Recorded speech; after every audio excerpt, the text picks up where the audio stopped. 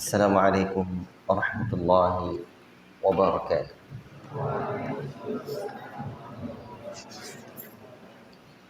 إن الحمد لله نحمده ونستعينه ونستغفره ونعوذ بالله من شرور أنفسنا ومن سيئات أعمالنا.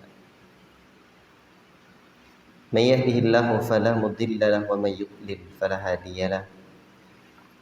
أشهد أن لا إله إلا الله وحده لا شريك له. أشهد أن محمدا عبده ورسوله. يا أيها الذين آمنوا اتقوا الله حق تقاته ولا تموتن إلا وأنتم مسلمون. يا أيها الناس اتقوا ربكم الذي خلقكم من نفس واحدة وخلق منها زوجها وبث منهما رجالا كثيرا ونساء واتقوا الله الذي تساءلون به والأرحام إن الله كان عليكم رقيبا. يا أيها الذين آمنوا اتقوا الله وقولوا قولا سديدا يصلح لكم أعمالكم ويغفر لكم ذنوبكم ومن يطع الله ورسوله فقد فاز فوزا عظيما. أما بعد فإن أصدق الحديث كتاب الله وخير الهدي هدي محمد صلى الله عليه وسلم. شر الأمور محدثاتها وكل محدثة بدعة وكل بدعة ضلالة وكل ضلالة في النار.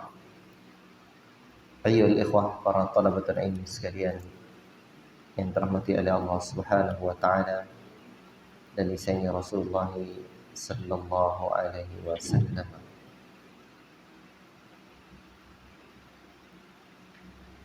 Pada zuhur ini insyaallah taala kita lanjutkan kajian tentang usul tafsir.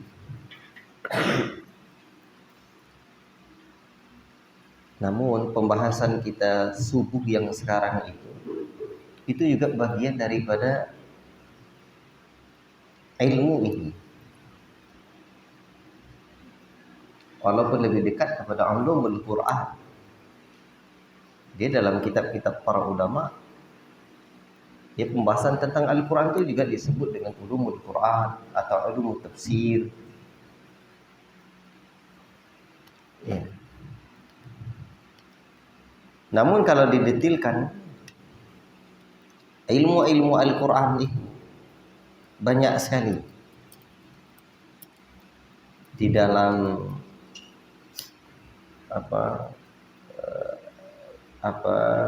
di dalam konsep pendidikan markis itu pernah ya saya menyampaikan dahulu. Macam-macam ulumul Quran ini banyak.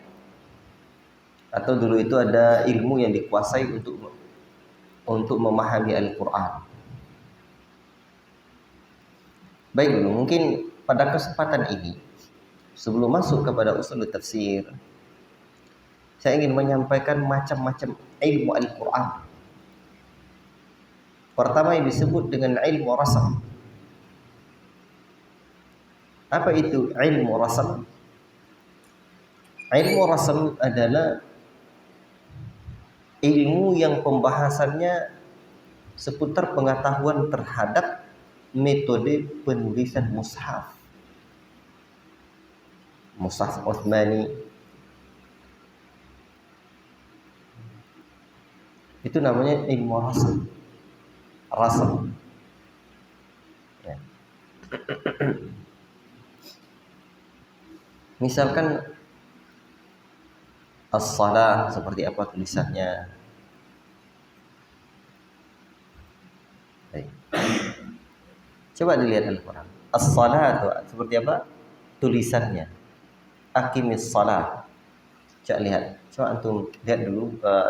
Ambil mushaf langsung. Ambil mushaf langsung. Cari kata as-salah dahulu. Misalkan seperti di dalam surah Al-Isra ayat yang ke-78.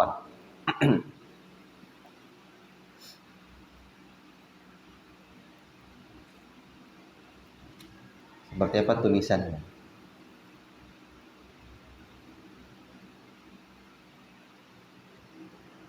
Aqimis salata. Salahnya lamnya pakai alif kan? Betul? Baik. Sekarang coba lihat yang di dalam suratul Baqarah. Dalam surah Al-Baqarah apa yang ada kata bukan. Kalau aqimis wasta'inu bis sabri was salah itu sama. Tulisannya juga sama. Jadi ada yang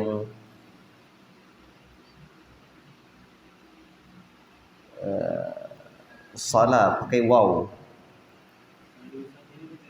Pakai waw. Apa sini? Jadi dalam Rasam Utsmani ini pakai waw.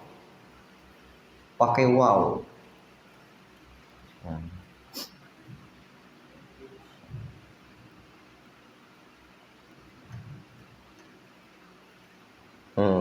Dia tidak pakai lam. Nah, yang tadi dalam surah Al-Isra tadi.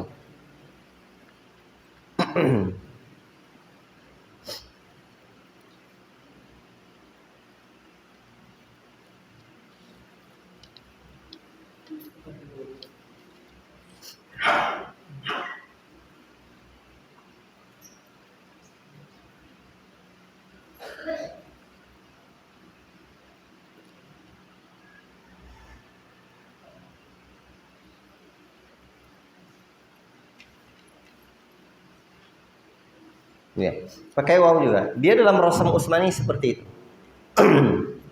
Nah, maka ini disebut dengan ilmu rasam. Disebut dengan ilmu rasam. Tetapi di dalam Quran yang lain mungkin seperti di yang saya buka di sini. Nah, itu dia pakai alif. Cuman di Rasam Utsmani itu disebut yang pakai waw ini itu di Rasam Utsmani. Baik. Jadi ada lagi sasaran ilmu rasam itu adalah pembahasan tentang cara penulisannya, penambahan huruf, pengurangan huruf, pengganti huruf. Itu ilmu Al-Qur'an tentang rasam.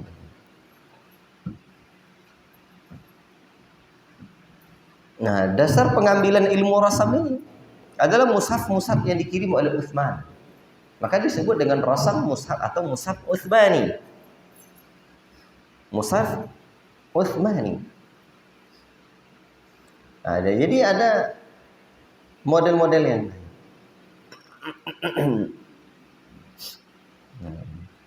Jadi nanti hukum-hukumnya berbeda lagi.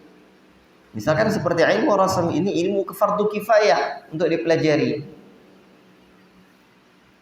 Udah ada yang mempelajari satu udah gugur kewajiban yang lain.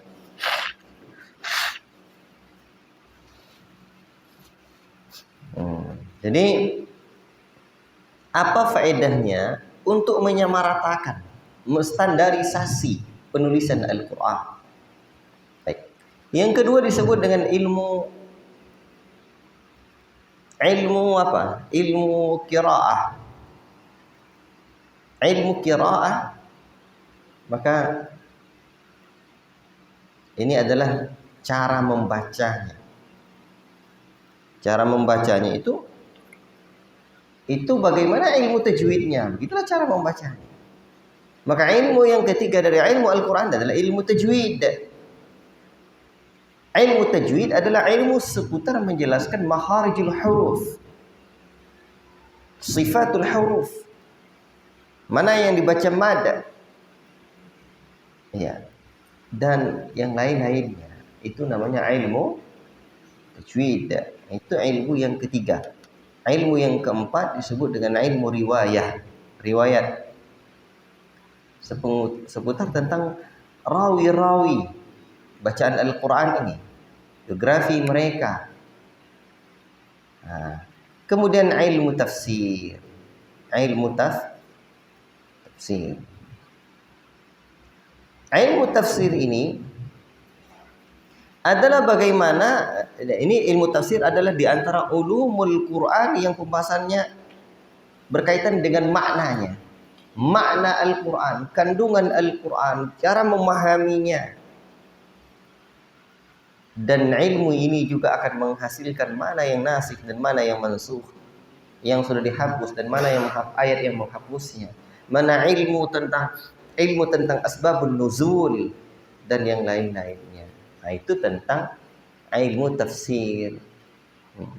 Bahkan kata perkatanya, susunan kalimatnya. Baik.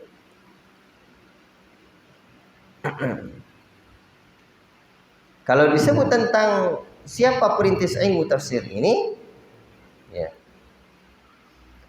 yang menafsirkan Al-Quran pertama kali lah, berarti Nabi Sallallahu Alaihi Wasallam. Dan beliau itu tugasnya untuk menjelaskan Al-Quran. Fungsi Nabi Sallallahu Alaihi Wasallam itu ya, untuk menjelaskan Al-Quran, sebagaimana Allah Subhanahu Wa Taala menyebutkan di dalam Al-Quran, litubayyina linnasi, untuk menjelaskan kepada manusia apa yang diturunkan kepada mereka. Berarti perintis tafsir, kalau disebut perintis yang pertama kali menafsirkan Al-Quran adalah Nabi Muhammad sallallahu alaihi wasallam. Baik. Kemudian hukum mempelajari ilmu tafsir. Nah, ini secara mendetil itu fardu kifayah. Tapi sekedar memahami maknanya atau yang lebih kepada tadabbur Al-Quran itu wajib.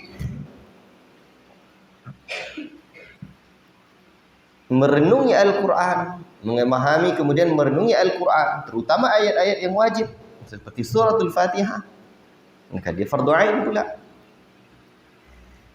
Nah, inilah di antara ilmu Al-Quran. Bisa dipahami? Baik. Dan untuk memahami seluk-beluk Al-Quran ini, itu banyak ilmu yang harus dikuasai. Tidak sedikit ilmu yang harus dipelajari. Ya, nah ini perlu juga. Nah, di antara ilmu yang harus kita kuasai untuk memahami ilmu Al-Quran secara itqan, secara kokoh, ya, adalah ini banyak. Ya, yang pertama, nah ini perlu dipahami. Pertama adalah ilmu tentang mawatin an-nuzul, tempat-tempat turunnya ayat-ayat Al-Quran. Ya. Ikhwati fillah barakallahu fikum. Dan di antara kitab yang banyak membahas ini adalah Al-Itqan fi Ulumil Quran karya Al-Imam As-Suyuti rahimahullah taala. Kemudian ilmu Tarikhun Nuzul atau Tawarikhun Nuzul, ilmu sejarah menjelaskan turunnya ayat, tertib turun ayat ini satu demi satu, awal hingga akhirnya. Itu sejarah turunnya, tertibnya, penanggal, tarikh itu kan tanggal. Yang ketiga ilmu asbabun nuzul, sebab-sebab turunnya. Apa sebabnya itu? Dan Al-Imam As-Suyuti ini tentang Al-Quran memang pakarnya. Beliau juga punya satu kitab yang disebut dengan Lubabun Nuzul. Itu karya Al-Imam As-Suyuti gitu. Nah, itu banyak menyebutkan tentang asbabun nuzul. Nah, kemudian ilmu apa lagi? Ilmu qiraah. Ilmu qiraat adalah ilmu yang menerangkan bacaan Al-Quran yang diterima dari Rasulullah sallallahu alaihi wasallam. Nah, dan ulama yang banyak menjelaskan tentang hal ini adalah Al-Imam Ibn Al-Jazari di kitab An-Nashr fi Qira'ah Al-Ashr. Baik. Dan setelahnya ya banyak lagi. Itu ilmu qiraah. Kemudian apa lagi? Ilmu tajwid. Termasuk juga ilmu gharibul Quran. Ilmu gharibul Quran, kata-kata yang asing, yang tidak terdapat dalam kitab-kitab biasa. Dalam kitab-kitab Arab biasa tidak terdapat. Tidak terdapat dalam percakapan sehari-hari. Ya. Makna ini maknanya halus, ini tinggi, ini sulit. Baik. Dan yang ketujuh termasuk ilmu i'rabul Quran, mengi'rab Al-Quran. Ya. Dan dahulu ada kitab Imla'ur Rahman namanya. Memang kalau sekarang udah banyak lagi. Di rumah itu ada 12 jilid nih tentang i'rabul Quran. I'rab Al-Quran. Demikian juga ilmu yang disebut dengan ilmu wujuh wan nadhair. Ilmu yang menerangkan kata-kata Al-Quran, makna yang dimaksud pada satu tempat.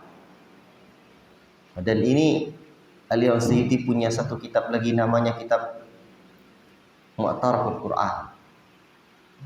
Baik.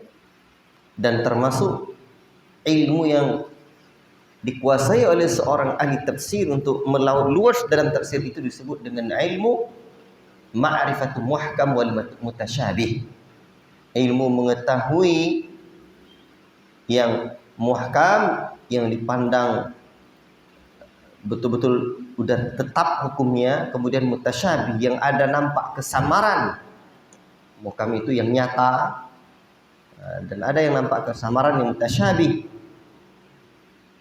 Dan Al-Imam Asy-Syakhawi pernah menulis kitab tentang Al-Manzumah Asy-Syakhawiyah. Nah, ini terkait dengan Al-Muhkam wal Mutasyabih ini. Termasuk ilmu An-Nasi wal Mansukh. Ilmu An-Nasi wal Mansukh. Ya. Ini juga di dalam Al-Itqan fi Ulumil Quran juga ada. Nah, kemudian yang ke-11 ilmu Badi'ul Quran, Badi'ul Quran. Keindahan-keindahan Al-Quran, keindahan kata-kata Al-Quran.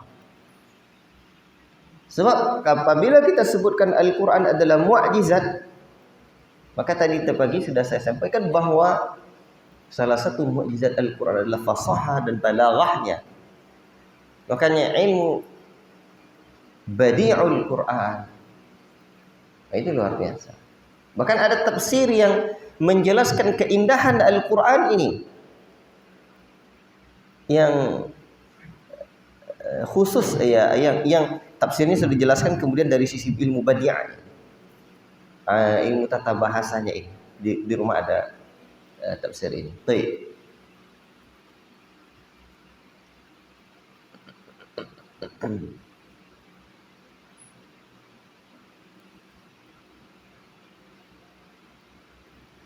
Kemudian juga termasuk ilmu tentang i'jazul Quran, mu'jizat Al-Quran, seperti karya Al-Imam Al-Baqillani, i'jazul Quran. Imam Al-Baqillani ini menulis kitab tentang mu'jizat Al-Quran. Termasuk ilmu tanasub Al-Quran. Tanasub Al-Quran ini adalah ilmu adanya kesesuaian antara ayat sebelumnya dengan ayat setelahnya. Ayat ini dengan ayat sebelumnya, ayat ini dengan ayat sebelumnya, ayat ini dengan ayat setelahnya. Nah, itu juga dalam ilmu usul tafsir itu diterangkan, dan itu memberikan makna, memberikan pemahaman yang jelas dan detail. Antara ayat ini dengan ayat sebelumnya ternyata ada kaitannya, walaupun tertib termasuk juga surah. Surah Al-Quran secara tertib nuzulinya tidak sama seperti tertib mushafinya. Namun tertib mushafi ini, kenapa Al-Fatihah, Al-Baqarah, kemudian Ali Imran, An-Nisa dan seterusnya, itu juga memberikan fawaid fi fahmil Quran, memberikan faedah-faedah di dalam memahami ilmu Al-Quran ini. Baik. Kemudian di antara ilmu yang dikuasai oleh ahli-ahli atau ilmu agar mendalam dalam ilmu Quran ini adalah ilmu yang disebut dengan ilmu amsalul Quran. Seperti karya Al-Imam Al-Mawardi rahimahullah taala, amsalul Quran, perumpamaan-perumpamaan yang ada di dalam Al-Quran. Syekh Sulaiman Ar-Ruhaili pernah buat daurah tentang ini, tentang bagaimana perumpamaan-perumpamaan amsalul Quran ini. Perumpamaan-perumpamaan Al-Quran. Kemudian juga ada yang disebut dengan ilmu jidalul Quran. Bagaimana Al-Quran memberikan debat terhadap orang-orang musyrikin. Itu Al-Quran. Dan itu dan tantangan Al-Quran. Baik.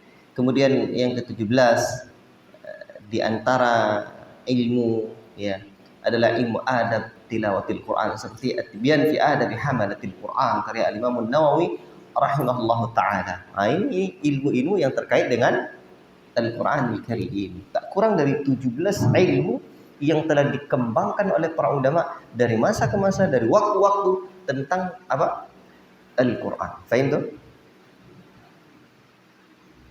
Makanya wajar kalau sekarang di university, manakala takhasus Al-Quran, manakala dibuat satu prodi, program studi, jurusan ilmu Al-Quran. Bahkan sekarang beda lagi ilmu Al-Quran yang spesifiknya qiraat dengan pada ilmu Al-Quran yang spesifiknya adalah tafsir. Itu luas kan? Makanya seorang mufassir atau al-allama dalam ilmu tafsir, ini ilmu-ilmu dikuasai. Maka kalau kita tengok ilmu-ilmu yang Allahul Musta'an banyak sangat. Dan tidak ada apa-apanya kita. Tapi manakala kita belajar ilmu seluk-beluk Al-Quran, tampak itu. Makanya saya memandang bahwa perkataan Jundub bin Abdullah radhiyallahu taala anhu, kami bersama Nabi dahulu, kunna ma'an Nabi sallallahu alaihi wasallam wa nahnu fityanun hazawira ta'allamna al-Qur'an qabla ta'allamna al-iman qabla an nata'allama al-Qur'an.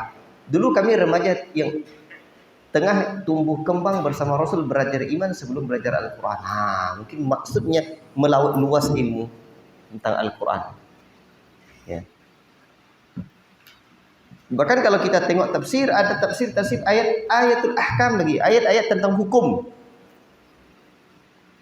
Nah, sekarang dikembangkan lagi. Model tafsir itu banyak lagi. Ini jadi yang saya maksud dengan ilmu usul tafsir, pembahasan kita pekan kedua ba'da zuhur ini, ilmu-ilmu yang bukan tafsir Quran tapi menjadi dasar agar kita memahami tafsir Quran. Ya, di antara rujukan ini banyak ya. Di PDF juga saya di antaranya Muqaddimah Usul Tafsir kayak Al-Imam Ibnu Taimiyah rahimahullahu taala. Ini juga elok, bagus sekali kitab ini ya. Termasuk juga kitab Qawaidul Hisan ini ya. Cuman ini syarah Qawaidul Hisan. Qawaidul Hisannya sendiri saya pernah hadir dulu, saya Ghazi At-Tuwaijiri dahulu dalam Qawaidul Hisan ini. Ini karyanya, Qawaidul Hisannya karya Sayyid Nasir As-Sa'di, dan beliau menulis tafsir juga, dan syarah Syekh Muhammad bin Shalih Al-Utsaimin rahimahullah taala. Secara ringkas Syekh Utsaimin juga punya usulun fi tafsir. Usulun fi tafsir. Ini ringkas sekali. Dan ini di antara pakar tafsir sekarang. Namanya Dr. Musa'id bin Sulaiman At-Tayyar. Dr. Musa'id At-Tayyar ini punya satu buku Fusulun fi Usul Tafsir.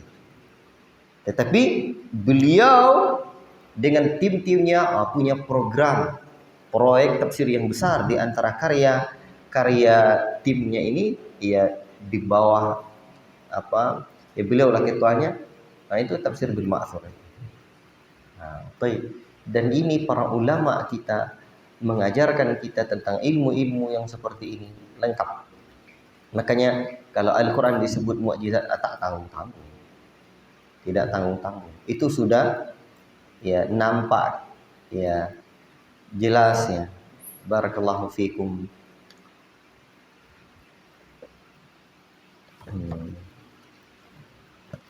Nah, sekarang tentang makna ini. Ilmu usulut tafsir. Ilmu, pahamlah antum apa makna ilmu? Walaupun Syekh Ibnu Utsaimin rahimahullah taala menjelaskan dengan detail apa itu ilmu. Untuk tengok ini di antaranya tengok di dalam pembahasan Syekh Ibnu Utsaimin dalam Syarah Thalathatul Usul. Apa itu ilmu? Itu beliau sebutkan dengan detail makna ilmu. Baik, kesempatan ini belum tidak saya terangkan. Usul aslun, jamaknya usul. Usul itu pondasi-pondasi, landasan-landasan, pokok-pokok. Tafsir sebelumnya sudah saya jelaskan juga apa itu makna tafsir. Tafsir itu al-bayan. Al-bayan. Nah, jadi berarti makna tafsir adalah penjelasan Al-Qur'an. Baik. Apa saja cakupan yang dipelajari dalam usul tafsir ini? Sebentar. Syekh Ibnu Utsaimin rahimahullah taala menyebutkan secara bahasa makna tafsir adalah dia al-kasyaf 'anil mu'ta, menyingkap sesuatu yang tertutup. Dan secara istilah bayanu ma'anil Qur'anil Karim, penjelasan makna Al-Qur'anil Karim. Kalau Syekh Utsaimin menyebutkan mempelajari ilmu tafsir, ta'allumut tafsir wajibun, kata beliau. Mempelajari ilmu tafsir itu wajib. Tapi memang melaut luasnya fardu ain, fardu kifayah lah. Sekarang disebut dengan ilmu usulut tafsir, berarti ilmu memahami ilmu seluk-beluk atau landasan-landasan tafsir. Dan nanti termasuk kaedah-kaedah di dalamnya. Seperti apa saja. Nah, ini kan pengenalan tahap awal lah untuk agar tadi ada juga yang bertanya sama saya, apa sih bedanya tafsir dengan usul tafsir ini? Ya beda sangat. Misalkan metode tafsir itu banyak, bukan tafsir Al-Quran dengan Al-Quran, tafsirul Qur'ani bil Quran. Inilah pembahasan kita nanti dalam ilmu usul tafsir. Seperti apa yang dimaksud dengan tafsir Al-Quran dengan Al-Quran?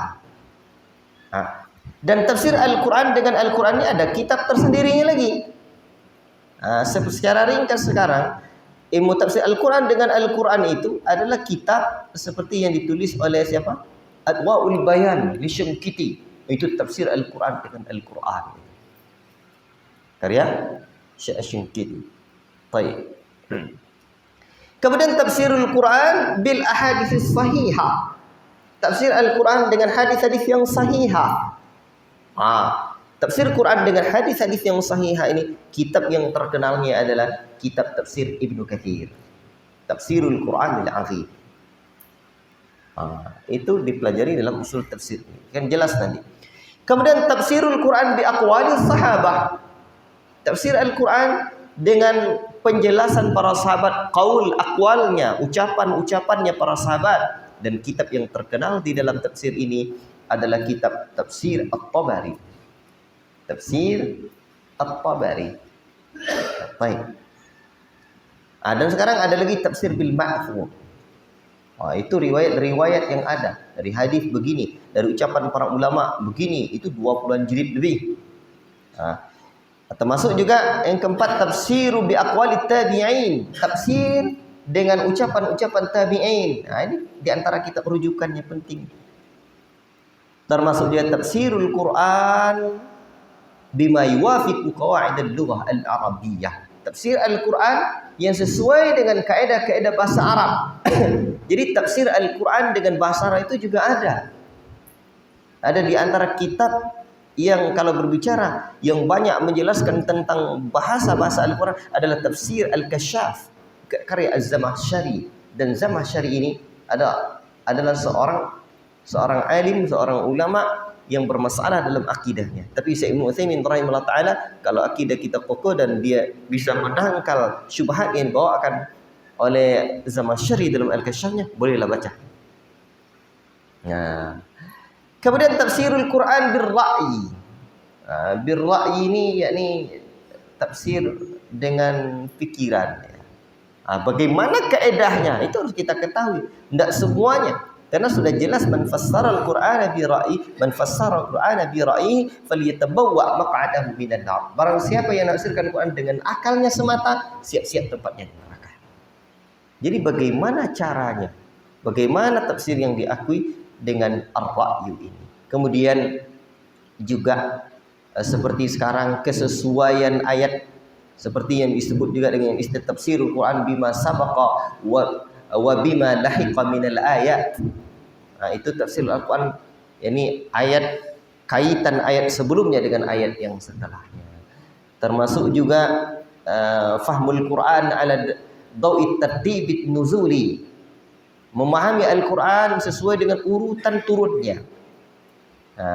Termasuk juga fahmul Quran ala dawi tartibil kitabi, memahami Al-Quran sesuai dengan tertib penulisannya.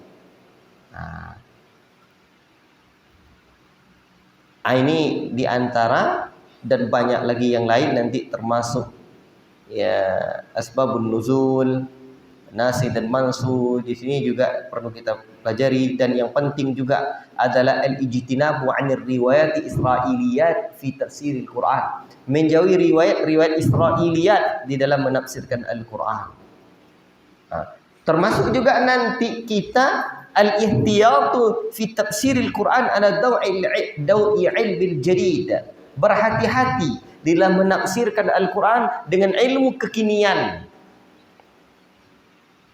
Itu perlu ilmu-ilmu kekini ini seperti apa.